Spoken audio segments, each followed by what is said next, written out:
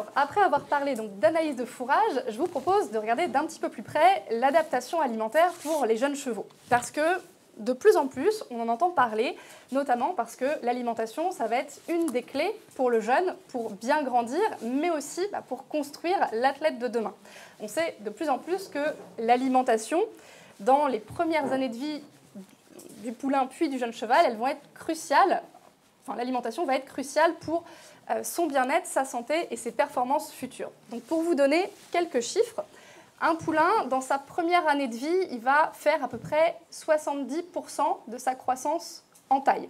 C'est-à-dire qu'un poulain, un jeune cheval de 1 an, il a fait à peu près 88% de sa croissance en taille. À 1 an, il fait à peu près 88% de sa taille adulte. Et c'est du coup la même chose au niveau de la croissance pondérale. Donc on a un développement, une croissance et un développement très important durant la première année de la vie du jeune. Donc, par rapport à ça, l'idée est de se dire, pour accompagner ce rythme de croissance qui est très important, comment est-ce qu'on va, nous, mettre en place une alimentation adaptée pour une croissance harmonieuse et aussi pour poser les bases d'un adulte en pleine santé. Et forcément, quand on parle d'alimentation du poulain et du jeune cheval, on ne peut pas ne pas parler de l'alimentation de la mère, parce que la santé du jeune et la santé de l'adulte demain, elle dépend aussi de l'alimentation in utero et de l'adaptation de l'alimentation par rapport aux besoins de la jument. Donc là, je vous ai mis un petit graphique en fait, qui présente l'évolution des besoins de la jument en gestation puis en lactation. Donc j'ai pris une base 0 à 5 mois de gestation et du coup, vous avez l'évolution des besoins au fur et à mesure de la gestation et de la lactation. Donc comment est-ce que l'alimentation, du coup, va impacter le jeune in utero ? La recherche s'intéresse forcément beaucoup à ce sujet-là, parce que on est passé de l'alimentation humaine où on s'est dit clairement l'alimentation maternelle influence pour nous humains notre développement. Donc qu'en est-il chez le cheval ? Et il y a des résultats assez intéressants qui sont sortis, notamment sur les risques d'ostéochondrose, qui peuvent être vraiment problématiques chez le jeune cheval. On s'est rendu compte que ces risques étaient augmentés si la mère recevait une alimentation riche en amidon et riche en sucre.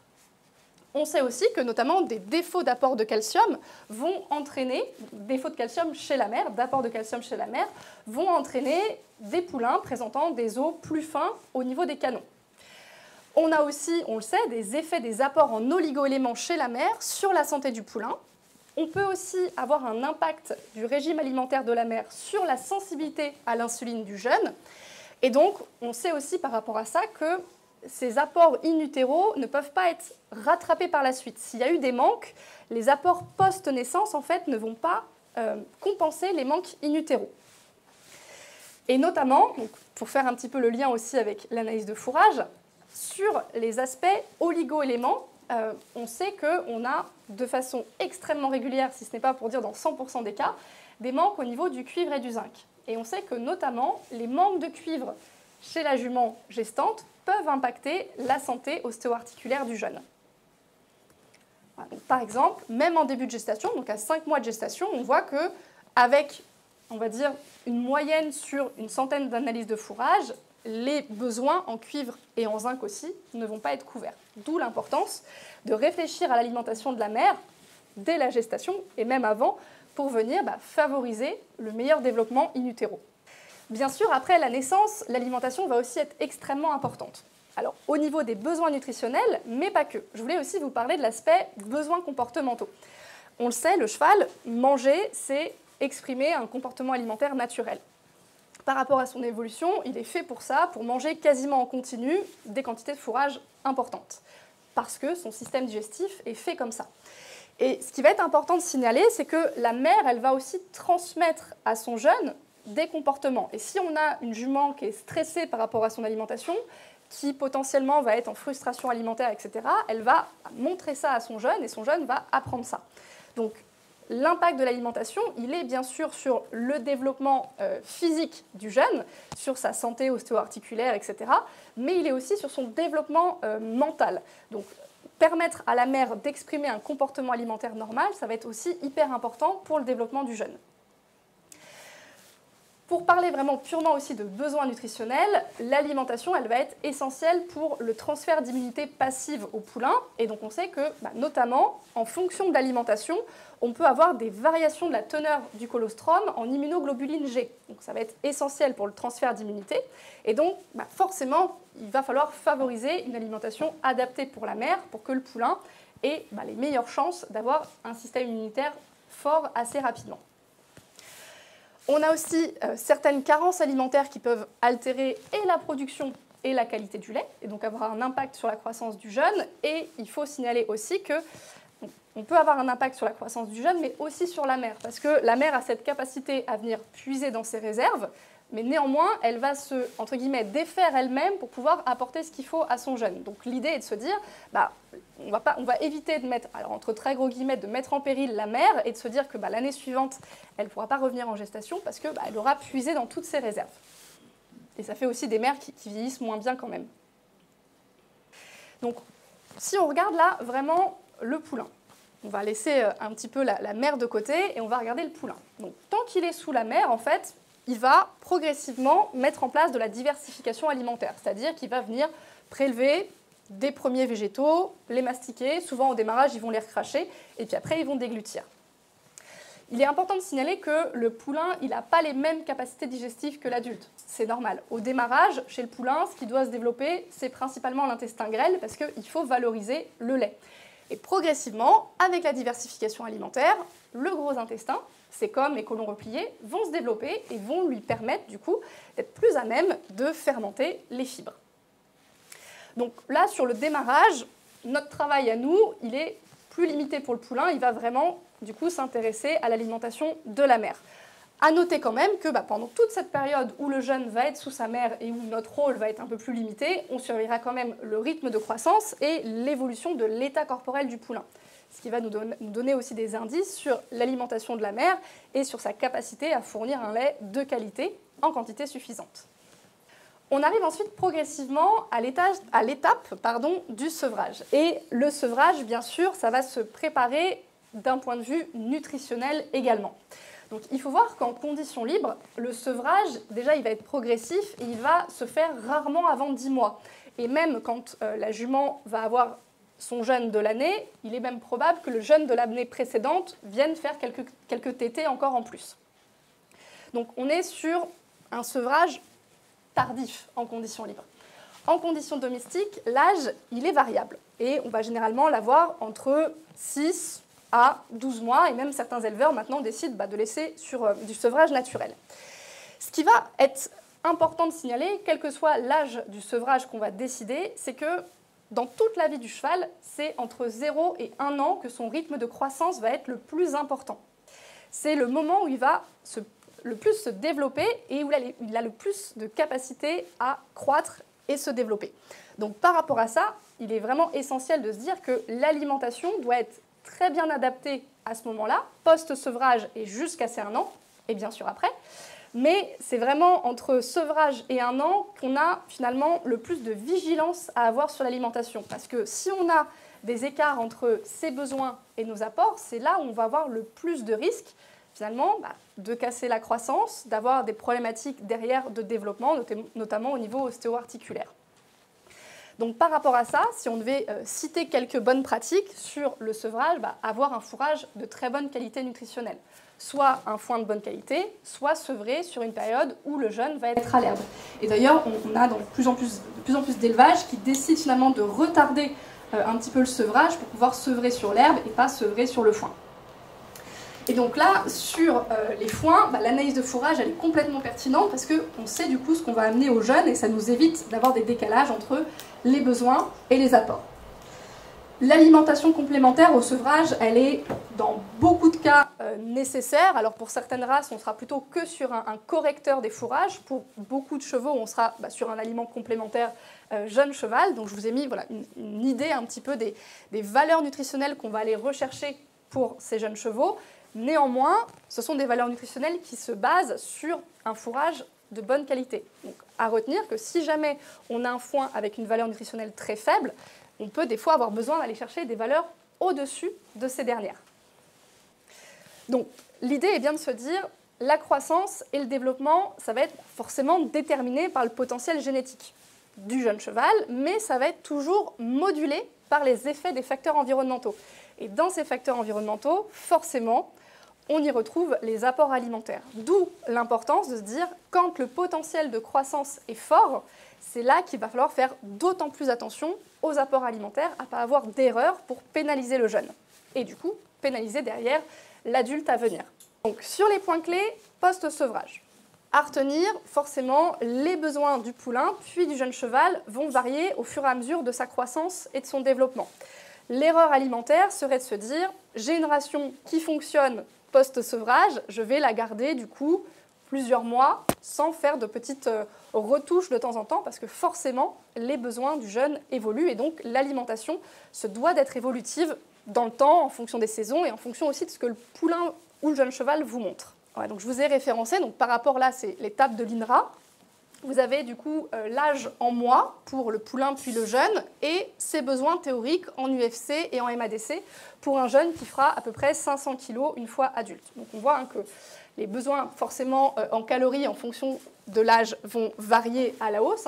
Plus on prend de l'âge, plus on prend du poids aussi et plus les besoins vont être importants. Et à l'inverse, le besoin en protéines va être moins important au fur et à mesure que le jeune va avancer en âge. Pourquoi ? Parce que la croissance, le taux de croissance va être moins important. Donc si on devait finalement mettre des étapes sur notre plan alimentaire pour le jeune, ça serait déjà en priorité de s'assurer que le comportement alimentaire et les besoins physiologiques sont respectés. Donc par rapport à ça, vous pouvez vous poser 3 questions. Quelle quantité de fourrage mon jeune a à sa disposition ? Et est-ce qu'ils ont une bonne capacité à accéder au fourrage ? Quel temps vont-ils passer à manger ? Et la question qu'on se pose moins, mais qui est tout aussi importante, c'est combien de temps vont-ils passer, à l'inverse, à ne pas manger ? Et ça, c'est vraiment important parce qu'on sait notamment que des pauses alimentaires de plus de 4 heures de façon répétée, ça va augmenter le risque d'ulcère gastrique. Notre deuxième étape, forcément, elle va être sur couvrir le besoin en calories. Dans l'alimentation, c'est toujours la priorité. Les protéines sont très importantes aussi, mais on s'intéressera toujours aux calories en priorité. Donc l'apport calorique, forcément, il est à moduler en fonction de ce que va nous montrer le jeune. Et l'observation en alimentation, c'est vraiment capital. Donc en fonction de comment il évolue, du développement, de son état, de sa note d'état corporel, de l'évolution de sa croissance, etc., on va du coup adapter nos apports. À noter que des apports inférieurs aux besoins, ça va entraîner notamment une mauvaise condition au niveau de l'état corporel et on va pénaliser la croissance, on va la casser. Alors, on peut avoir effectivement de la croissance compensatrice, néanmoins, la croissance compensatrice, elle a ses limites. Et notamment par rapport à ça, on parle souvent d'âge moche chez le poulain. Je pense que c'est quelque chose dont vous avez tous entendu parler. En réalité, l'âge moche, dans beaucoup de cas, c'est quand même souvent une petite erreur nutritionnelle à un moment. Alors on est d'accord que le grand sel français qui va faire 1,80 m une fois adulte, il aura un petit moment où il sera un petit peu dégingandé parce que vous allez avoir la croupe très haute et les antérieurs qui n'ont pas encore poussé. Néanmoins, un poulain chez qui vous avez un gros ventre, le dos un petit peu, comme on dit, en tréteau, etc., là on est plus sur le domaine de l'erreur nutritionnelle que, entre guillemets, du poulain moche. A l'inverse, si on a des apports qui sont supérieurs aux besoins, on peut se dire, par sécurité, je vais un petit peu aller chercher, entre guillemets, à surnourrir, et donc on va entraîner une augmentation du rythme de croissance, des poulains qui vont pousser plus vite que ce qu'ils auraient dû pousser normalement. Et on sait aujourd'hui que cette augmentation du rythme de croissance amène aussi une augmentation du risque d'OCD, d'ostéochondrose. Elle amène aussi un risque sur le surpoids et elle va impacter aussi, pour le coup, négativement la croissance.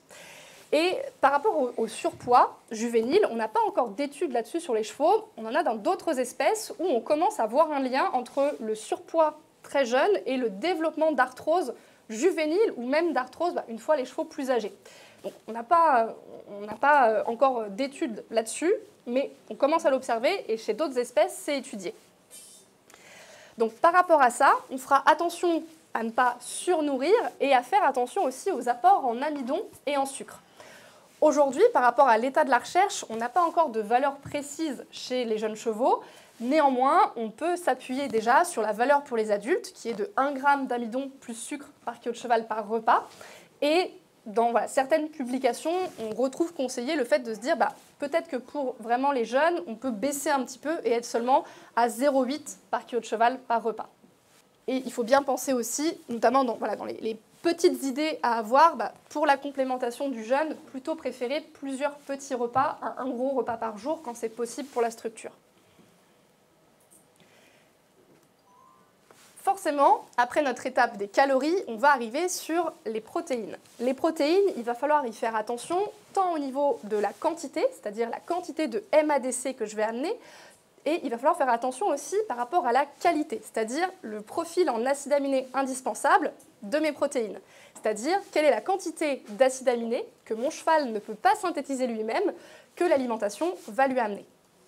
Alors, bien sûr, une partie du besoin en protéines va être couvert par les fourrages, et notamment sur des jeunes à l'herbe, hormis tout juste post-sevrage, l'herbe valorisée au bon stade peut être suffisant pour couvrir le besoin en protéines. Sur le foin, ça va être variable et du coup, c'est là aussi que l'analyse va être intéressante. Parce que dans beaucoup de cas, le fourrage conservé seul ne va pas permettre de couvrir l'ensemble des besoins en protéines. Et de la même façon, on évitera aussi de surcouvrir les besoins, parce que ça peut aussi être nocif. Donc justement, pour vous montrer comment le fourrage peut ou ne peut pas couvrir les besoins en protéines, je vous ai pris deux exemples de foin du Nord-France. Donc là, vous avez pour ce premier foin un apport en MADC à 26 grammes par kilo de matière sèche, donc ce qui n'est pas très élevé. Et effectivement, quand on compare avec les besoins d'un jeune en fonction des catégories d'âge, on se rend compte que, quelle que soit la période de croissance, le foin seul ne permettra pas de couvrir les besoins de ce jeune cheval. Un autre foin, celui-là à 34 grammes par kilo de matière sèche au niveau des MADC, donc plus élevé. On n'est pas encore sur un foin riche en protéines. Néanmoins, là, la réflexion elle est assez différente. Entre 6 et 12 mois, effectivement, le foin seul ne sera pas suffisant pour couvrir les besoins. Par contre, de 18 du coup, à 42 mois, il n'y aura pas de souci. Du coup, les apports en MADC pourront être couverts par le foin. Et bien sûr, la dernière étape à ne pas oublier, donc calories, protéines, et bien sûr les minéraux et les vitamines qui vont aussi être essentiels pour la croissance. Donc, on l'a vu, les fourrages ne permettront pas à eux seuls de couvrir l'ensemble des besoins en minéraux et pour le foin en vitamines. Pour l'herbe, globalement, on est bon. Mais sur les minéraux, il faudra toujours penser à la complémentation cuivre et zinc. Le foin seul ou l'herbe seule n'y suffiront pas. Et dans certains cas, pensez aussi aux apports en phosphore et en calcium qui vont être essentiels pour la constitution de la trame osseuse. Et le cuivre, pourquoi est-ce qu'on en parle beaucoup chez et la jument gestante et le jeune? Parce que le cuivre va avoir un rôle essentiel dans la formation et le renouvellement du cartilage. Donc par exemple, quand on regarde encore une fois sur une analyse de fourrage, avec les besoins d'un jeune de 10 mois qui fera 500 kg une fois adulte, on peut avoir des manques à la fois sur les calories, les protéines, là pour le coup le phosphore qui devrait être complété aussi, et le cuivre et le zinc. Donc l'idée est de se dire, ok, pour ce jeune, le fourrage ne sera pas suffisant, et donc je vais venir compléter les manques de mon fourrage avec un aliment, et là, dans ce cas-là, il y avait besoin d'un CMV en plus, ça ne sera pas forcément le cas tout le temps, et donc de cette façon-là, ça vient permettre finalement de rééquilibrer l'alimentation et de combler tous les besoins du jeune pour favoriser une bonne croissance et un bon développement. Et forcément, la dernière étape, ça sera toujours observer et s'adapter. Il faut voir que l'alimentation, c'est en fait toujours combiner des connaissances théoriques et de l'observation. Et c'est ça qui va nous amener à la pratique. C'est pour ça que, généralement, en alimentation, on parle de ration théorique et de ration pratique. La ration théorique, c'est celle que je vois sur le papier, où je me dis, ok, elle permet de couvrir les besoins de mon groupe, mais en pratique, comment est-ce que ce groupe-là évolue et est-ce que tous les jeunes vont se satisfaire de cette alimentation ou est-ce que pour certains, on va avoir des adaptations à faire? Donc l'observation, ça va être notamment estimer le poids du jeune, suivre son évolution au niveau de sa note d'état corporel, de son état général, de sa santé, etc. Donc je vous ai mis aussi les formules qu'on va utiliser pour estimer le poids chez le jeune, parce que on n'a pas des écuries avec des balances partout, donc l'idée est de se dire on peut aussi suivre l'évolution du poids avec des formules qui ont été du coup référencées par l'INRA depuis un certain nombre d'années. Et donc quand on parle d'observer et de s'adapter, c'est de se dire en fait on va partir d'un tout jeune cheval, juste sevré, et on va après progressivement les amener à grandir et à passer toutes les étapes, toutes les saisons, jusqu'à l'étape où on sera sur des chevaux de travail débourrés et qui vont quasiment avoir fini leur croissance. À noter quand même que les besoins de croissance, on en a très tardivement, parce que souvent on se dit 4 ans, la croissance est finie. Au niveau nutrition, une croissance, ça se finit à 7 ans.